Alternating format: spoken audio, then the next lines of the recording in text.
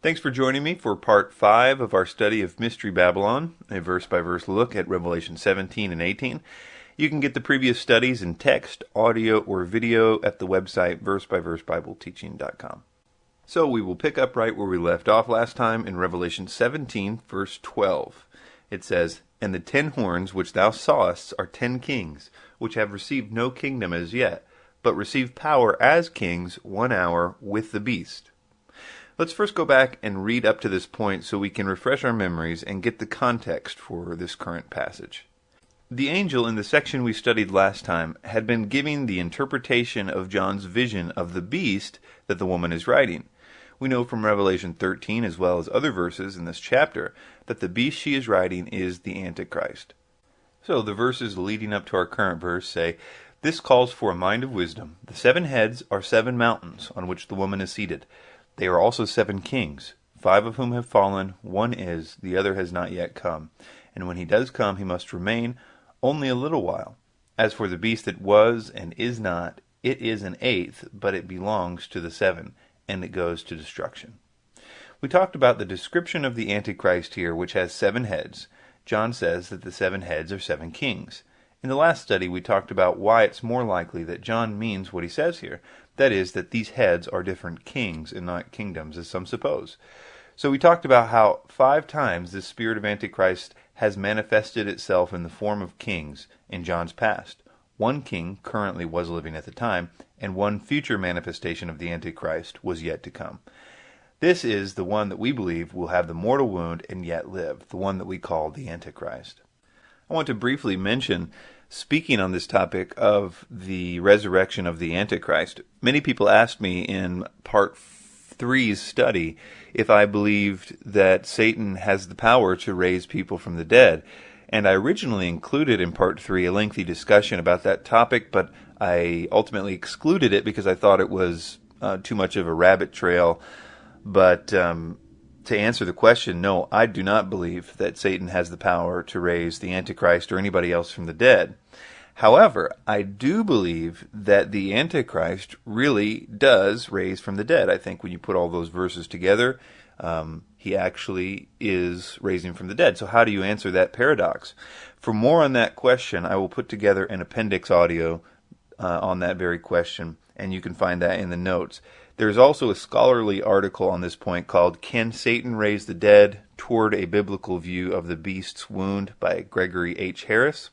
He's a professor of Bible exposition, and I recommend that paper if you're interested. And I agree with the overall premise of that paper, but I would probably disagree on some of the finer points about the false prophet and some other issues that he's got going on there. Okay then, back to our verse in Revelation 17:12, which says, "And the 10 horns which thou sawest are 10 kings, which have received no kingdom as yet, but receive power as kings 1 hour with the beast." So, in our verse we see that the beast has 7 heads, but also 10 horns. We are not told exactly how these horns are distributed on the 7 heads, or if they are even on the 7 heads at all. We don't know if 6 of the heads have 1 horn, and the 7th has 4 horns, or if they have some other arrangement. I think that when we consider the following passages, we will find that these 10 horns have a job working with the final head. So if I were to make a guess, these horns are either all on one head, the 7th and final head, or not on the heads at all, but on some other part of the body. I also say that because the 4th beast of Daniel 7, verses 7 through 8, also has 10 horns, all on one head, that beast is widely considered to be associated with the Antichrist in Daniel 7. So let's consider the symbolism so we can get our bearings in this difficult passage. The 7 heads of this beast are 7 kings, and now we are told that the horns of this beast are also kings. So what's this talking about? Let's read ahead so we can get the context and find the relationship of these kings to the Antichrist according to the angel, and this will help us make an informed decision about this text. Revelation 17:12 through 17 says the following, "And the 10 horns which thou sawest are 10 kings, which have received no kingdom as yet, but receive power as kings for 1 hour with the beast. These have one mind, and shall give their power and strength unto the beast. These shall make war with the Lamb, and the Lamb shall overcome them, for he is Lord of lords and King of kings. And they that are with him are called and chosen and faithful. And he saith unto me, The waters which thou sawest, where the horse sitteth, are peoples and multitudes and nations and tongues. And the 10 horns which thou sawest upon the beast, these shall hate the whore, and shall make her desolate and naked, and shall eat her flesh and burn her with fire. For God hath put in their hearts to fulfill his will, and to agree and give their kingdom unto the beast, until the words of God shall be fulfilled. So it seems what we have here is one super king, a supreme dictator, which is the final yet future head of the Antichrist beast, that has 10 other kings under his total authority. So part of the point of this symbol of the horns on the beast is speaking of a consolidation of power of some kind.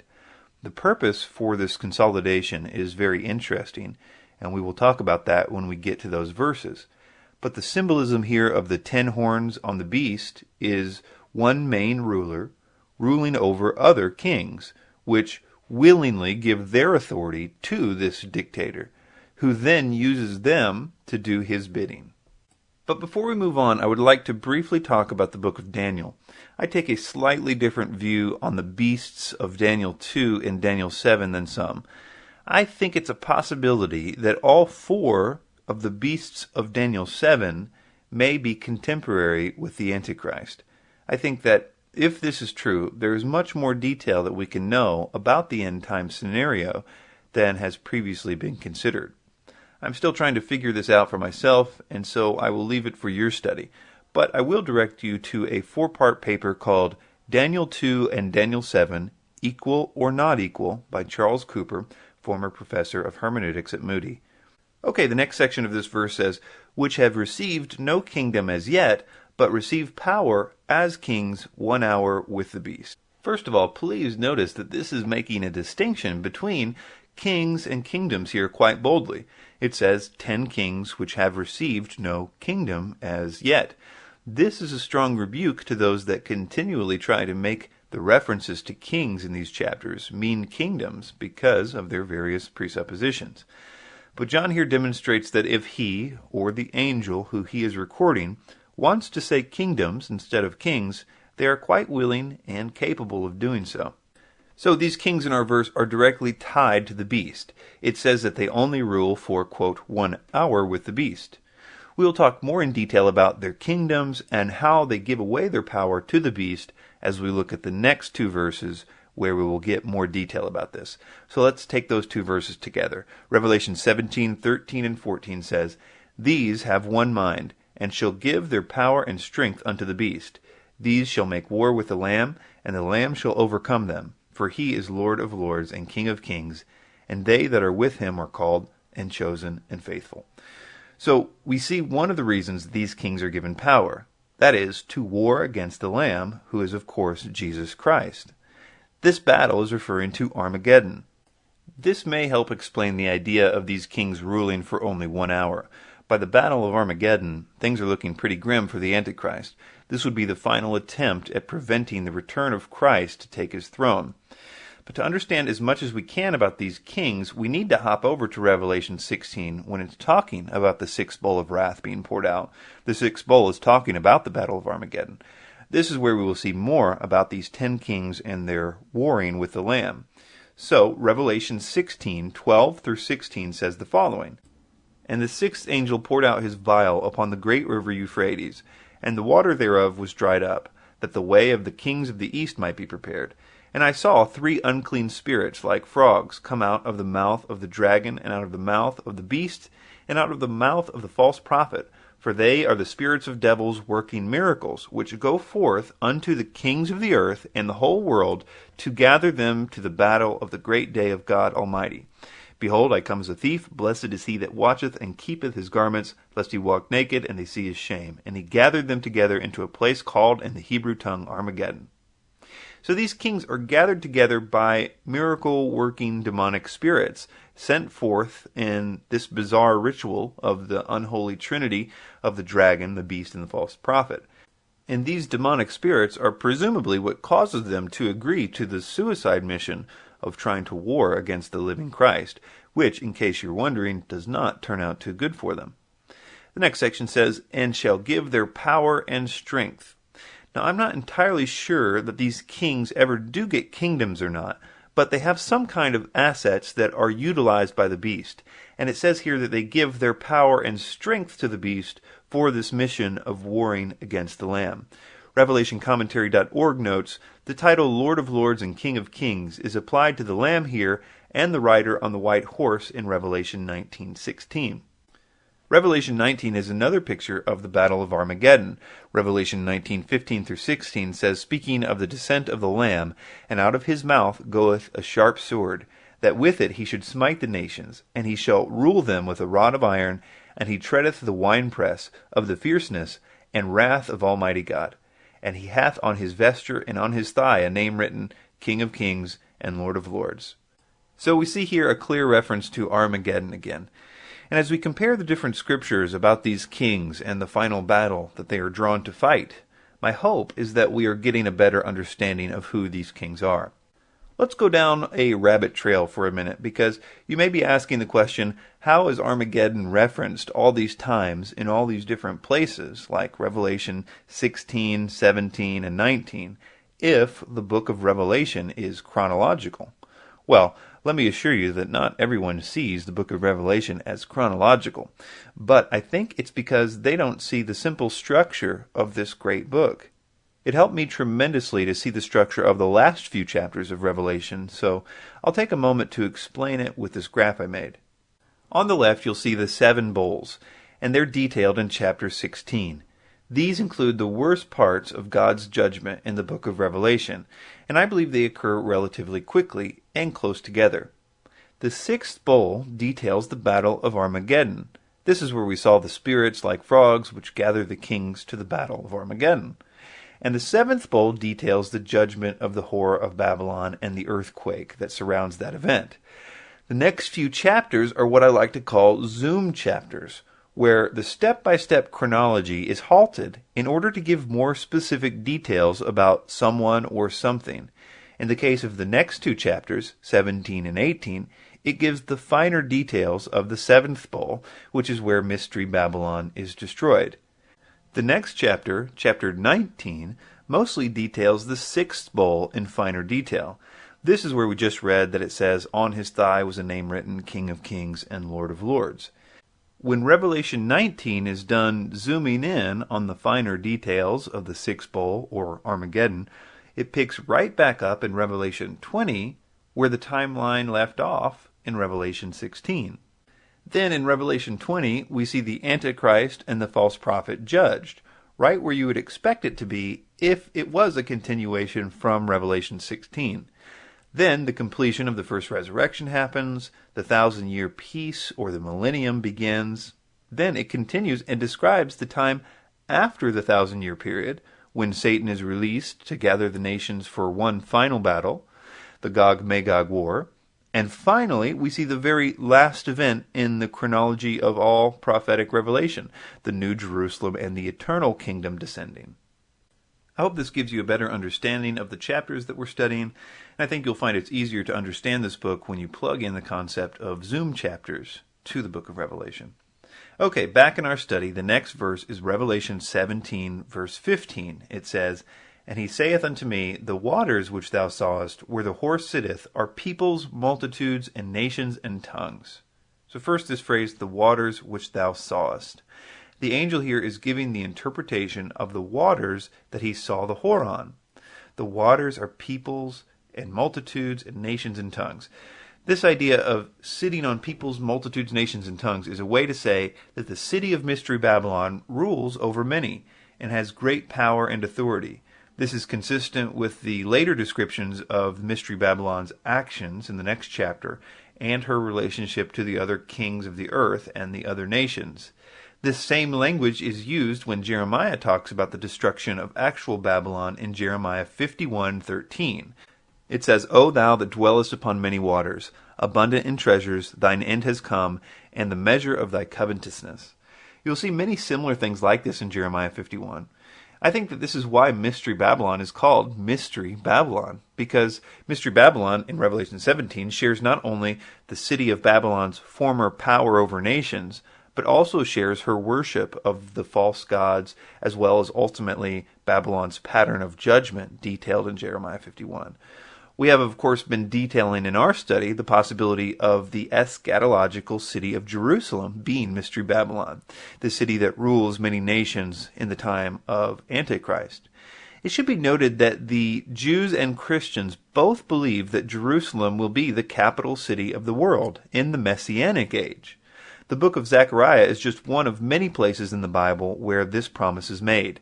Zechariah 12:3, 4, 16, and 17 says, "Then shall the Lord go forth, and his feet shall stand in that day upon the Mount of Olives, which is before Jerusalem on the east. And it shall come to pass that every one that is left of all the nations which came against Jerusalem shall go up from year to year to worship the King, the Lord of hosts, and to keep the Feast of Tabernacles."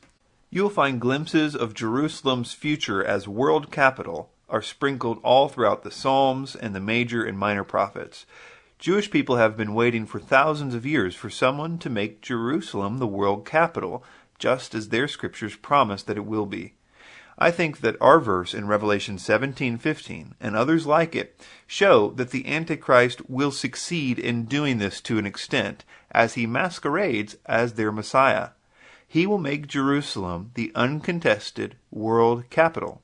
If you understand this, the entire next chapter about the people making pilgrimages and bringing tribute to Mystery Babylon as if it was the city of the Messianic age and as if the Antichrist was the Messiah, then it will make a lot more sense to you, I think. People will try to use this verse about her sitting on waters, which are nations, to say that the seven-headed beast which she sits on represents kingdoms, not kings. They would say that this verse defines the beast itself as opposed to the waters that both the woman and the beast sit on. To say it another way, they're saying that the waters here are the beast as opposed to what the beast along with the woman atop him are sitting on.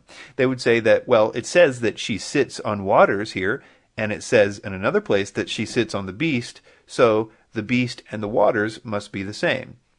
But I think it's wrong for at least two reasons. One is that it's more logical to assume that she, the Mystery Babylon city, is sitting on a seven-headed beast, and both of them are sitting on the waters, that is, ruling over the peoples, nations, etc. In other words, the city of Jerusalem, the woman, and the beast that she rides, the Antichrist, are both sitting or ruling many peoples and nations. It's the Antichrist and his capital city, ruling over the rest of the nations. Not only is this consistent with what we just looked at about the 10 horned kings who give their authority to the beast, but it also connects to Revelation 13, where we see that the 7-headed, 10-horned Antichrist beast comes out of the sea, which is a consistent idiom for peoples and nations. He is not the sea itself in Revelation 13. In fact, that chapter makes it very clear, in my opinion, that he is in fact a human king. All right, our next verse is Revelation 17, verse 16. It says, "And the 10 horns which thou sawest upon the beast, these shall hate the whore, and shall make her desolate and naked, and shall eat her flesh and burn her with fire." This is a very interesting development. The 10 kings, who we saw earlier, are subordinate to the Antichrist and are used to go to war against God, are also used here to destroy the city of Mystery Babylon. So the Antichrist here turns on the woman. We will see later that although the kings who do this are under the complete control of the Antichrist, it is God ultimately that causes this to happen for the purposes of his judgment. Interestingly, this verse is the fulfillment of a detailed prophecy in the Old Testament book of Ezekiel about Jerusalem. So let's take a look. It starts out saying, "And the word of the Lord came to me, saying, Son of man, cause Jerusalem to know her abominations." So you can see from verse 1 and 2 that the following prophecy is about Jerusalem. The context in this chapter also makes this very clear. So keeping in mind our current verse in Revelation 17 about the 10 kings hating the whore, making her desolate and naked, and burning her with fire, And let's read Ezekiel 16:38 through 41 to see what I believe is an exact fulfillment of this prophecy. It says, "And I will judge you as a woman who break wedlock or shed blood are judged. I will bring blood upon you in fury and jealousy. I will also give you into their hand, and they shall throw down your shrines and break down your high places. They shall also strip you of your clothes, take your beautiful jewelry, and leave you naked and bare. They shall also bring up an assembly against you, and they shall stone you with stones and thrust you through with their swords. They shall burn your houses with fire and execute judgments on you in the sight of many women. And I will make you cease playing the harlot, and you shall no longer hire lovers." This is exactly fulfilled in our verse back in Revelation 17, verse 15. Some people would say that all this has been fulfilled in 70 AD or with Babylon, and I have many problems with that, not just the issues of the fire and different historical aspects, but primarily because when God speaks of these judgments, it speaks of when it is done, it's done. They will no longer play the harlot. They will no longer worship false gods. And we simply can't say that of any of the past judgments of Israel. And when you plug in all the other future, very obviously eschatological prophecies of judgment, things that simply have not happened yet, we must conclude that there is a future judgment of Israel, and it's always followed by this idea of total reconciliation. So we must see these as eschatological if we are to be straightforward with the text, in my opinion. Okay, back to these kings who destroy Mystery Babylon. It should be noted that these earthly kings only constitute a small portion of her destruction. She is also judged by earthquakes and fire from heaven, as well as whatever these kings do.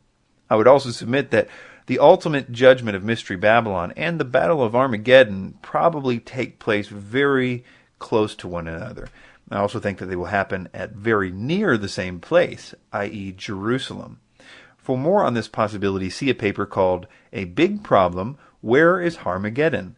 An examination of Revelation 16:16. And I'll put that in the notes. Very interesting paper that proposes that the correct word there is Har Moed, and has a very good argumentation to demonstrate that. But I will leave that for your study. But for now, all you need to know is that although the Antichrist turns on the city of Mystery Babylon and uses these lackey kings to plunder her, it is by no means the only judgment that she receives according to the seventh bowl judgment and parallel passages. So the next verse, Revelation 17:17 says, "For God hath put in their hearts to fulfill his will, and to agree and give their kingdom unto the beast, until the words of God shall be fulfilled." So this first part, "For God hath put in their hearts to fulfill his will." This shows the sovereignty of God in all this, that God is the ultimate force behind this judgment, whether these kings know it or not. And it's made even more clear in the next chapter, which says in Revelation 18:8, "Therefore shall her plagues come in one day, death and mourning and famine, and she shall be utterly burned with fire, for strong is the Lord God who judgeth her." The next part says, "And to agree and give their kingdoms unto the beast, until the words of God shall be fulfilled." Again, this harkens back to the fact that these 10 kings give their power and authority to the beast. Here it says that they collectively have a kingdom, which is interesting because it's not a plural kingdoms as you would expect.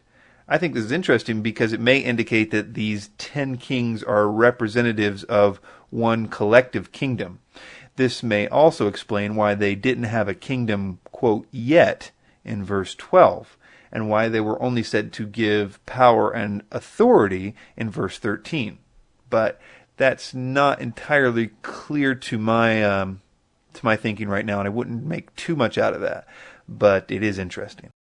The next verse, Revelation 17:18, the final verse of Revelation 17 says, "And the woman which thou sawest is that great city which reigneth over the kings of the earth." Here we have a very important verse to study in the process of trying to figure out who Mystery Babylon is. Here we are told point blank by the angel that this woman is a city.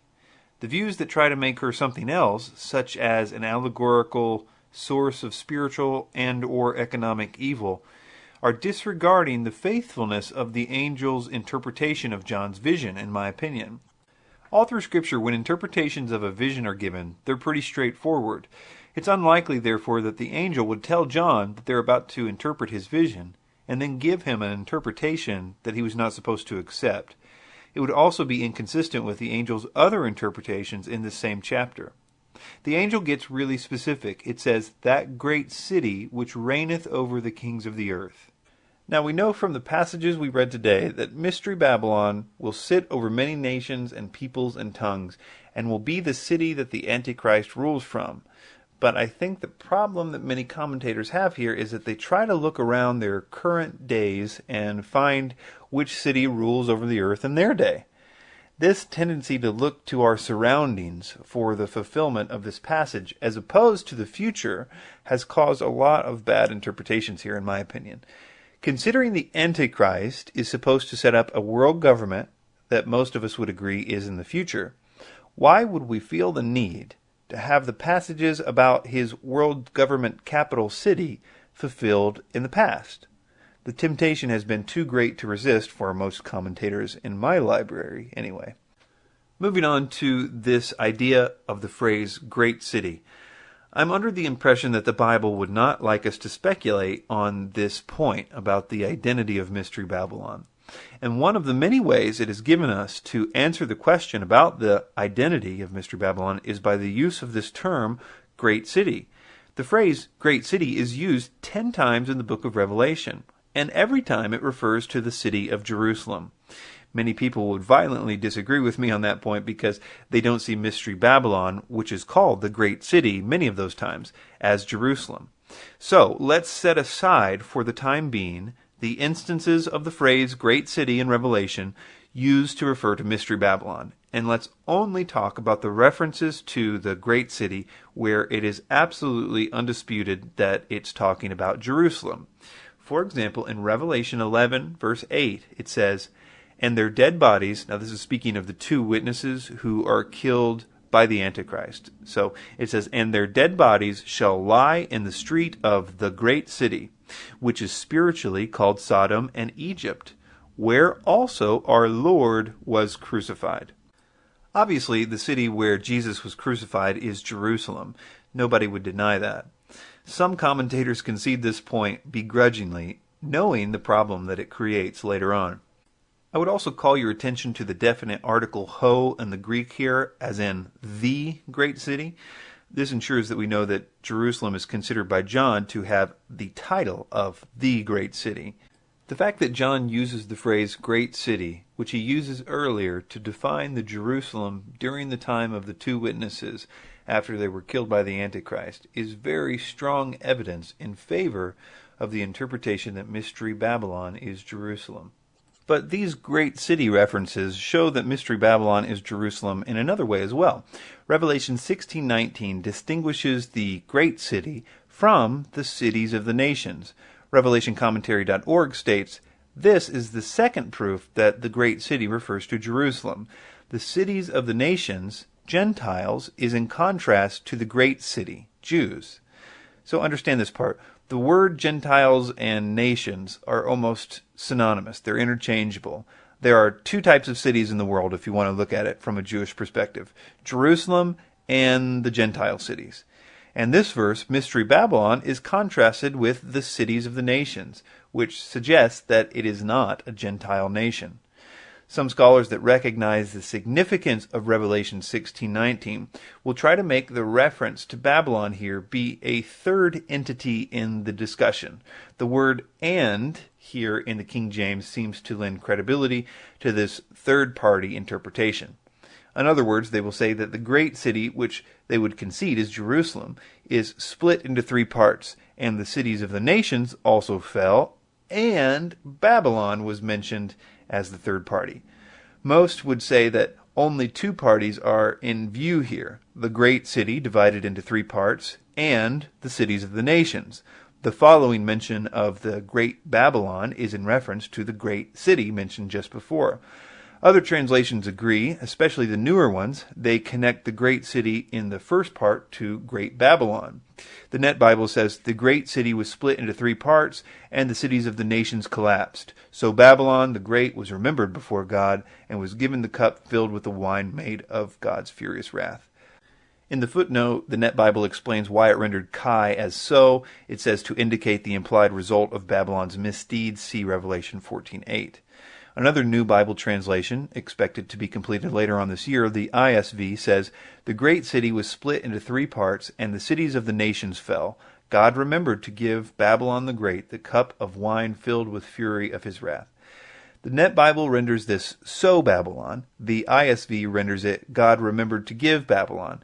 That is to say that it did not introduce a new character here, but gave more information about the first character mentioned. And this would make an unambiguous case that the great city is definitely Mystery Babylon, and it's definitely Jerusalem.